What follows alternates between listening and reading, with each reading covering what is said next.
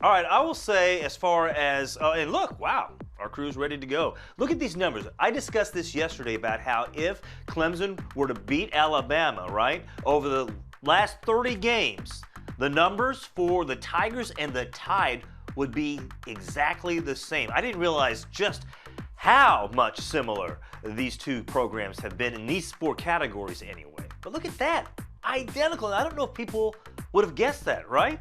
That Clemson is right there, neck and neck with Alabama. 28 wins in their last 30 games, same number of conference titles, same number as national championships. That's impressive what Dabo Swinney has done.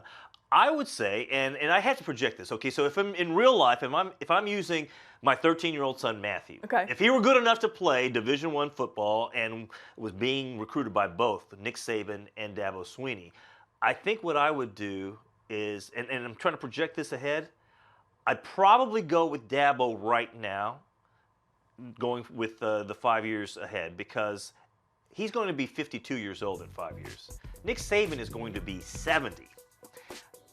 I don't even know if he's going to be coaching in 5 more years. He doesn't have to. He'll only be doing it because he wants to.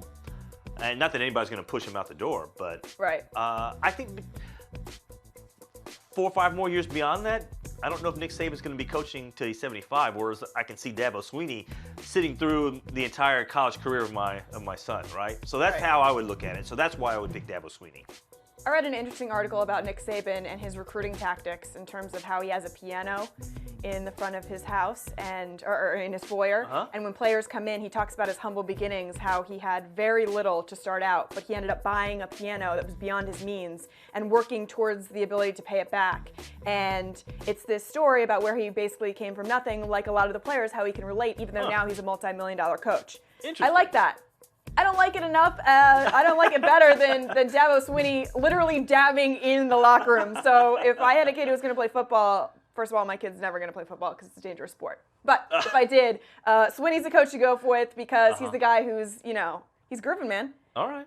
Calling people frauds. Yeah. He's got all the confidence. I love it.